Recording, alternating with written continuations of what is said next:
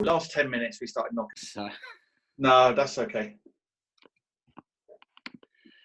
Cool. Right, let's get this done. Here we go. Go live. Okay. 3, 2, 1. We're in. We're recording. We're on. Mark, welcome. Glad to have you on board. Let's hope there's no Ipswich supporters watching to give you abuse. They'll cut me off right away. So listen, just introduce yourself, where you're from, your age, where are you in the country, what you do. Sure. Yeah, my name's Mark Wilkinson. I'm 53 years old. I've born in Frimley, just West Surrey. I live in Camberley. We're between Camberley and Farnborough now. I'm an IT support manager. I've been in IT since I was 17, so somebody else can do the maths on that. And IT support throughout. So it's what I'm best at. It's what I know. It's what I'm comfortable with. Yet there's still many challenges to it. So it's always challenging. Of course. And how do you know me? How did you come into my world? Well, I joined I did the 28-day challenge in November. Yeah. I think I'd been aware of the dad coach through October, certainly, I would have said, maybe before, and I really don't know where I saw it. It may be I something on Facebook, most definitely, but there was something that resonated. So did the 5-day challenge, did the program, and then joined us in the last month. Okay, perfect. All right. That's right. Yeah. We're going to go through, and the idea of doing this, just to put some background on what real life, real people, real success is just to, I think for many men, they realise that they feel that they're the only ones in those particular circumstances of despair, being lost, being unstructured and having no routine and neglecting themselves a little bit. So I kind of want to share people's experiences of how they built themselves up, how things have changed, different chapters in their life, so to speak. So sure, yeah, we're going to mix it up. So I'm going to ask you, has there been, or what did your, shall we say, bad chapter look like in your life, and what did kind of life look like for you? I was thinking about that this morning in terms of the answer, and I think, like a lot of guys, I did a lot of sport in teenage years, early 20s. I played a lot of Sunday football with my mates. Took up football refereeing because largely I was always sub, and they thought, well, you might as well learn to do something different.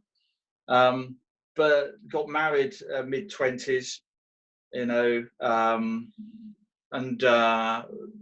kids came along, that kind of thing, career. So stopped playing football, stopped doing a lot of the sports.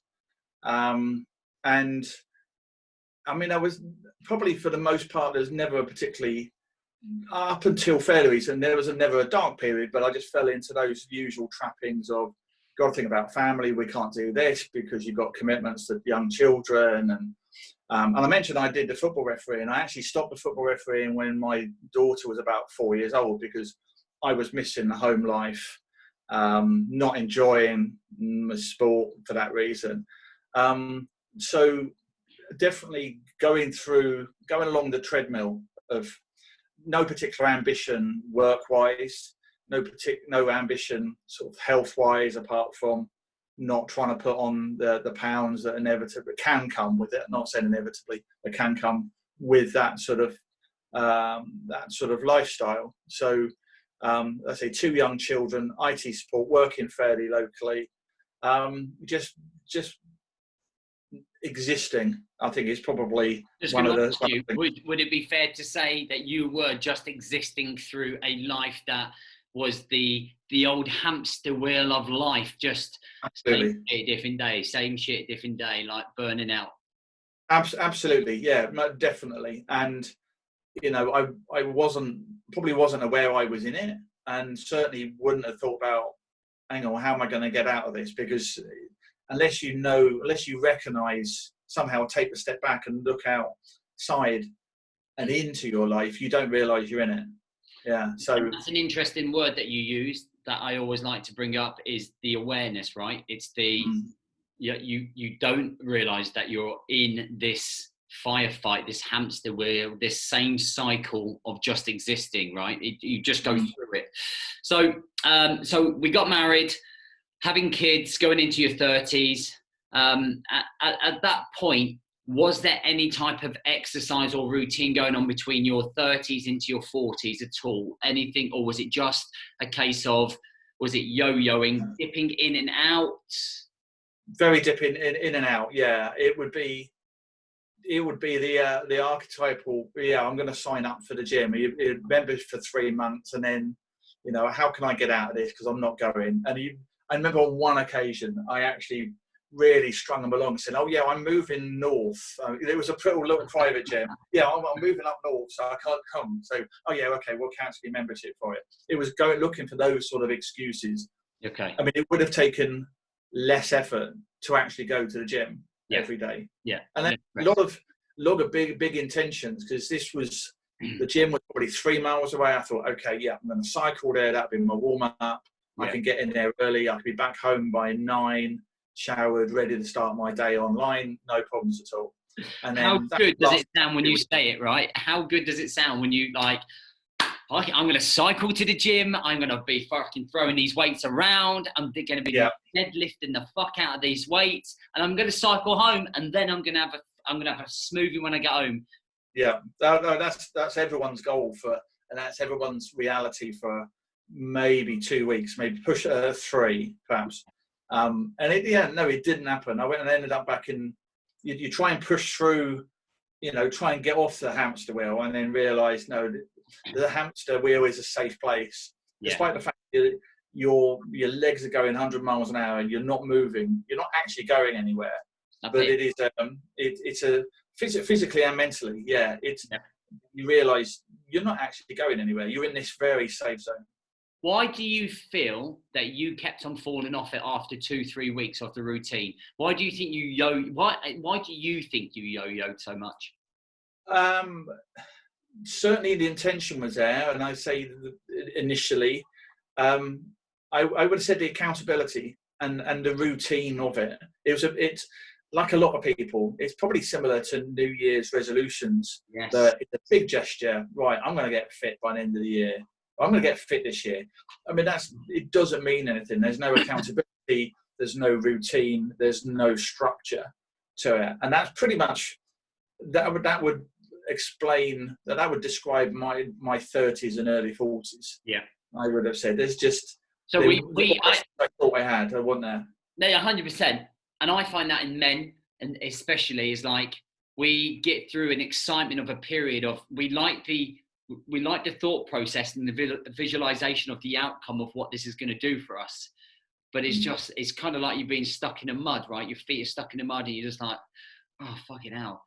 So so for you, it's kind of gone through life, and we've yo-yoed a little bit. In terms of your job, have you kept that same job for the same company since being a young lad? No, I did a number of contract jobs and a few permanent roles along the way, mostly in London. And I slowly progressed out of London, sort of closer to home. So I think a month before our first child was born, I changed jobs after 6 years, which is probably not good timing. I also had a knee operation, so my wife was really put on it. So I probably did that for 2 years. And then from 97 to 2012, I worked for the same company for 15 years, 15 years. Yeah, 15 years at the same company. So that adds to that comfort zone. You know, did a couple of different jobs in that same company, but of a similar vein. So there was just so much comfort in that. It was like a big warm blanket. It's like, oh, I don't need to go outside. Don't need to push myself. Don't need to challenge myself. And that is a big word, right? The comfort zone. Mm-hmm. Yeah. So definitely. I think it's a battle of between. But did you ever kind of feel that when you wanted to sort yourself out, there was ever that fear, or just the dread of the hard work with that be involved? So I always imagine this, right? So there's a road up where my missus's parents live. And this road, it's one of those roads, and I always remember this road when I used to be doing a yomp in the military, in the Marines. You suddenly hit this road, and you can see this road, and it goes on for about 3 miles. It's just dead straight, right? It's one of the old Roman roads, and you can see the end of this road, and you're like, motherfucker, I've got to run. Like, but all you can see is when you're running. You know, when you're running around corners or over, up and down hills and around paths, kind of breaking up that run. And this is how I visually see men when they see their journey ahead of them. They're at the very start of the road, and they see that great opportunity. Like, they see the better life at the very end of the road, but they just look at this long road and go, that's fucking hard work. Yeah, that end, you can, well, sometimes you can't even see the end, and that's that takes you down a different path, but you don't think, or you don't take that first step, because that first step is sometimes most difficult one. I had similar experience when I sort of went through my darkest period, really, like 8 years ago. But yeah, you see that road and you think, okay, putting one foot in front of another is sometimes the most difficult thing, because you think, okay, I'm safe. I know where I am now. I know, but sometimes you don't even think about that this is me for the next 30 years. You know, you just exist in your own little bubble, and then maybe that bubble is rolling along. It deviates occasionally when you have sort of financial problems, or you have some sort of family issue or something like that, but you're on the same path going forward, and there is no real challenge involved in that, if that makes sense. Yeah, 100% makes sense. Yeah. You're just plodding. And this is where that 1% comes in. Like, where that 1% is taking one step closer to that final place. And we were talking about this on the 5-day process last night. And we were talking about a deeper sense of purpose and fulfillment and drive and energy. And people were saying, how do you find your purpose? And I said, well, you don't find it by standing still and doing nothing, because you never really challenge yourself. What you really do is establish a purpose through the process. And what you think is a purpose when you first start turns out to be very different 4, 8, 12, 6 months later. Okay. And you're suddenly like, wow, I am really understanding myself. And that's what I found for me and many of the other guys that I interview and meet, is that purpose suddenly just comes across like a click of a finger. You have the aha moment, and you're like, fuck, this is really what I'm trying to achieve. But that purpose never gets found. That fulfillment never gets found just sitting down following the hamster wheel, because you're too firefighting. Vision is too close. We're not looking out wider with our vision. Yeah, I mean, I definitely agree with that. I found, finding that purpose, as I say, with the New Year resolution, you think, like, okay, I'm going to get fit. It's not a thing. It's just words. Yeah. It's not until, like, you go through the self audit and things like that. You think, what is it I actually want to do for me? Because I think back now, so many times I say I've exercised, joined the gym, that sort of thing, because I think I need to get to be, the male model kind of physique, and that's a million miles away. Therefore, I'm not even going to bother. And that's so many times you don't even start down that path. Whereas, this is what's come to me in the last 6 months, that this is actually, that's not what I wanted. Yeah, it's great, but there's a lot of hard work involved in that. But that's not what I need, and that's not the goal that I need in my life. Certainly for this year. I mean, I had on my board to my right here. I've got my 2020 goals. In the 4 pillars, and nowhere on there does it say I want to be a supermodel by the end of the year. So, but that changes as you evolve as a man, right? Like in your 20s. Maybe your 30s, but certain, I started realizing when I was getting to my 36, 37, 38, 39, that I couldn't eat what I wanted. Like, I just used to, when I was a bootneck, I was in the Marines, you just would eat what you want because you're just always active.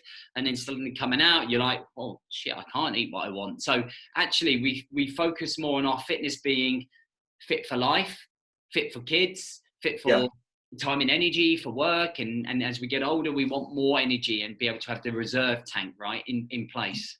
Yeah, definitely. I think it was that's part of it. That's all of it, really, because I realized I was trying to I sort of shoot for a goal that wasn't realistic from where I was starting from, but even sort of stepping back, and it's something I have heard mentioned in pretty every other discussion you've had about being selfish, and if you twist that around, I'm looking after myself first, and I've seen a change in behaviour in my family members through, not for me telling them what to do, but for me exercising more, looking after myself, thinking, talking to them more, exercising through the 4 pillars and just doing more and more. And also, I think it's one of the terms I've heard in a book, or seen in a book recently, about being a radiator. So through me demonstrating my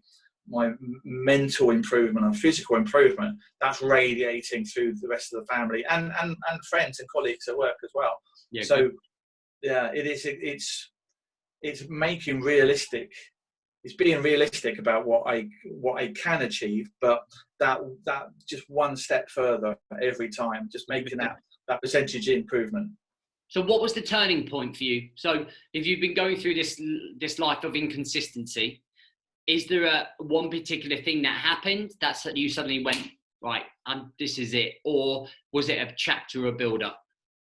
It was a build-up, most definitely. As I say, up until 2012, I'd worked for the same company for 15 years. Very comfortable. I mean, I never saw myself leaving. And then there was a number of big organisation changes. I thought, hang on, maybe the writing's on the wall here. So I went out, and it was really the first serious job I'd gone for. I might have been doing headhunting, I'm not sure actually. But I changed jobs in 2012, still doing IT support, but never been in financial services before. And I started in the August 2012, and by the middle of September, I found myself in that sort of 5-6 weeks, just trying to absorb so much information that I burnt out very, very quickly. And in terms of a trigger point, going down into the depression, that was the middle of September. My first paycheck, when I saw that, and I thought, hang on, why have I got half the amount of money I was expecting? Yeah. And I remember that, I mean, I just everything just went dark for me for that period. So I was on this treadmill, and then I think that I fell off the treadmill at that time, and it's taken me just 7 years, I think, to build back up with a couple of dips along the way to get to the point where I realise what it is I need to be doing. Good. Okay. And when you first reached out to me, it's very difficult to take that first step. Mm-hmm. Were you umming and ahhing? Were you thinking of every excuse not to do it? I was, yeah, definitely. It was through October. I was doing a lot of reading, like a lot of things. I mean, I've seen a lot of what the guys are putting on Facebook, and just how much of a difference it had made to them with the routine and structure and the direction. Like everything else, like so many other things, you think, hang on, what's the catch? But this can't be. This isn't going to work for me. With no evidence that it wouldn't, but this isn't going to work for me. It's working for these other guys. Why is it going to work for me? And it took me, it must have been probably the best part of a month to get to a point, where, I'm actually going to commit for this, because I was having problems with my knees. I've got very little cartilage in either knee now. I was getting problems there. I was aching and hurting all over, and there was, I wouldn't say it was one moment, but during the end of October, you know what, I think, yeah, this is it. I need to do something now. I want to do something. And then that's when I signed up for the November challenge, and it just all of a sudden, and it was a sudden thing really at the start. As I read more, went through the guidance, listened to the podcasts and everything, it all just clicked, I would have said. And even before the end of November, before we'd finished the 21 days actually, I thought, yeah, I need to be involved in this. Okay. So what was the biggest, so I've got here for the question, I'm going to just miss one question and go on to the next one because we're talking about it. What was it that changed for you? In So in terms of like, when you started coming in, how did life suddenly, what were the things that implemented the change? The structure and routine, definitely. It was something, I think, when we spoke about coming into the mastermind, the number one thing was with a morning routine. You know, I would, during all through my hamster wheel days, we call it, you know, I'd be getting up.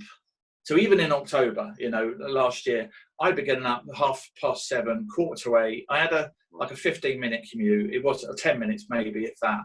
You know, I'd be getting up, and I'm now, as soon as I've opened my eyes, I'm chasing the day.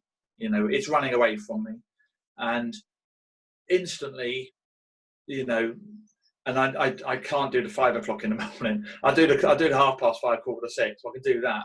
But the structure and the routine is exactly what I needed, and I think that had always been available to me.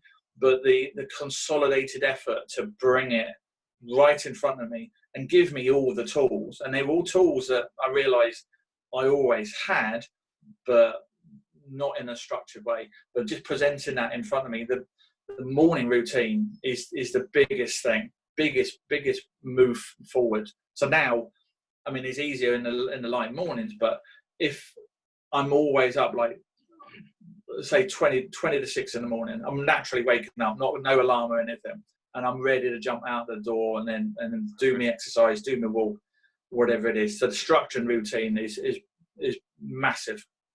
What I find, those things that you've said, and it kind of comes down to those 3 C's that I talk about a lot, and it's finding consistency in your action, consistency within your structure, your routine. Like I feel as men, we need more consistency for our mental well-being. But when we have consistency, that gives us control of our time and our energy. And then that gives us clarity about what we want and the direction that we're heading. And those 3's make a big difference to this, right? And once this is right, everything else kind of falls into place. So that morning routine gives you a good consistency of routine. It gives you good control of your time and your energy, but gives you clarity about the journey and the process that you're on to improve work, career, life, relationships, personal development, right? Yeah, definitely. Yeah. So, I mean, the consistency and the clarity, I mean, I've even been able to apply that in my work life, and my boss has just been amazed. I mean, I have sort of let on that, you know, I didn't have a kind of, in terms of what I'm doing with the Brotherhood and yourself, and the turnaround has been incredible. Good. So I'm applying the same consistency, turning up every day, you know, just bringing it every day, and you know, the enthusiasm, the clarity I'm bringing to my team. I mean, I'm surprised my team knew what they were doing for the last 2 years, because I didn't know myself. Then how were they have any direction? So, but how you do anything, right, is how you do everything, because you're probably more than likely doing that with your relationships, like we were talking just beforehand. How you're being much closer, how you're thinking ahead, forward thinking now, in terms of you're busting a gut to spend more time tomorrow with the guys, right? And have that balance ready for the long weekend at home. Yeah, the balance is a big thing as well. Obviously it's different at the moment because we're all under the same roof. But even the consistent, I mean, my day, in terms of my consistency and clarity, it hasn't changed in the last 4 weeks that I've been working from home. It's, for me, this is very little upheaval for my working and my personal life. It's actually, I mean, it's got to be, we've got to see it as a positive and take advantage of it. Because how much time, so many of us for so many years going through that treadmill, going, you know, I spend a lot of time at work, 10, 12 hours at work a day. I wish I had more time at home. Yeah. And guess what? It's being presented to us now. Right now. There was never been a better time to bond with your family. And like I have, like, massively, you know, I put my hand up and say, sometimes I get my not very often, but sometimes, you know, I had a good balance, but being on this restricted movement has made me realize much more that you become a busy fool when you start doing things you don't need to do. And suddenly you become super precious with your time under one roof. There has to be a system. And we shared this on the online seminar, with the online seminar that I did last Saturday for all the mastermind members. And the attention to detail about your system and your family, knowing what your system is and where you're going to be and what you're going to be doing. So we can all work concurrently to have a better life balance, right? Yeah. I mean, it's one of the things I've noticed that with the busy world we were living in, you look outside of your existence for so many stimuli and drivers and rewards and things, whereas now we're forced to look internally, and your world is so rich in terms of like the relationship with family. I mean, my siblings as well, you know, extended family groups, that kind of thing. Your world is, you didn't realize how rich and how wealthy you were in terms of what you've already got, because you're always looking outside of that quick fix, that instant reward. 100%. Whereas you're very wealthy already. 100%. Yeah, definitely. And I always say this, I always say, you know, I'm a millionaire when it comes to my time and my family, because two and a half years ago, I set the vision to be able to work remotely online and work with men online, because I didn't want to be tied down to the shackles of my local boot camp, you know. 2 years later, like, I've got that time. I missed out on that time when I was in the Marines. I was away on duty, like in Afghanistan, on military exercises. You'd be away 3-4 weeks, 6 months, 7 months. And I didn't want that to happen again with my little one. And I sat there yesterday when I finished work and I went, you know, I've worked hard to be here for 2 years, and I get to really enjoy this now on the lockdown. And I think we should look at it as a positive to build when we go back to normality. Absolutely. Yeah, definitely. Right, my man. So look, some quick fire questions for you. You have to answer within 2 to 3 seconds. All right. They're nothing dodgy, so don't worry. Nothing for your wife to worry about. That's okay then. Yeah. Okay. What makes you happy? Family. What makes you sad? Injustice. What makes you angry? Idiots. Me too. Fight and flight. Fight or flight? Fight now. Biggest ambition? To complete my Spartan race in December. Good lad. What percentage are you running at now? 90%. Oh, final message. If anybody's sat on the fence dithering about whether this works for them, regardless of their background, I would say do it. I have no qualms about recommending the brotherhood and yourself to anybody, male, female. I mean, I wouldn't. It is driven at male dads, you know, absolutely anybody. Well, we are rebranding because women do need mental health as well, so they need some help. Absolutely, 100%. So, like, I get many women reaching out to me, and I feel guilty that I don't have a program or anything in place for them, because women struggle mentally as much. You think about how much time they don't have for themselves, how stressed out and mentally fatigued women are in terms of being a mother, the guilt, the trying to build a career around their child, trying to support their husband, like all of that stuff, you know, is essentially equally as demanding as a man. Yeah, I definitely agree there. I mean, I touched on my sort of period of depression about 7-8 years ago, and my wife was absolutely, I mean, the rock doesn't come close to describing that, you know, and she has her own health challenges as well, which is one of my personal things on my board, you know, to help her with that. She's given so much but I'm now, by putting my own oxygen mask on myself now, I'm now fitter and healthier and more in a position to help her, where before I wouldn't have been. Mate, I loved it. Putting on the oxygen mask first. I love what you did. It's such a great, it's a great image. You know, I've heard it in a number of audiobooks. I just finished the Dan Meredith awesome audiobook this morning, and he mentions it in there. And it's entirely true. You've got to look after yourself.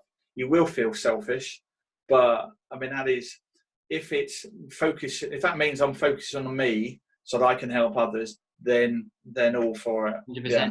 That's right. And do you remember Somebody looks like they joined in. I don't know how. I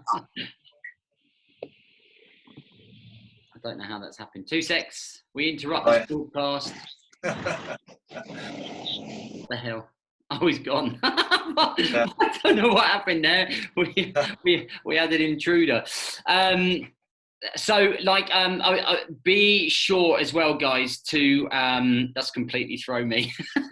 One of the things that I thought you were going to say on the biggest ambition was for Norwich to win the league. Well, if they reversed it, yeah. I mean, I still hark back to '93 when we were top at Christmas. That's the quiz question. If anybody wants a quiz question, who was top at Christmas the first season of the Premier League? And I'll give you now, it was Norwich. Was that when you beat Arsenal 4-2 for being 2-0 down? That might have been.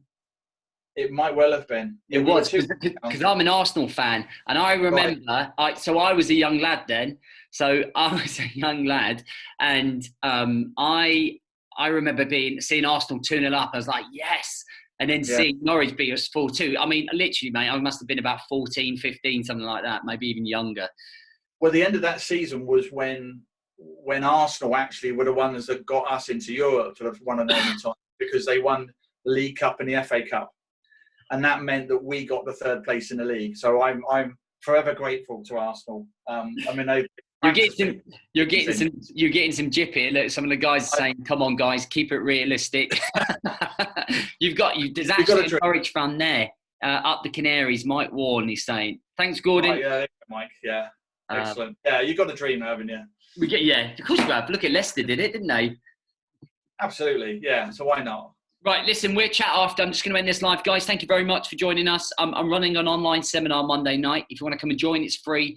Talking about finding the chaos amongst the structure, giving you a 4-step plan to move forwards, okay, through the COVID-19 sketch. If you can make it, great. There's 100 places. I think it's 45 left. Dig out, get on there. Catch you soon.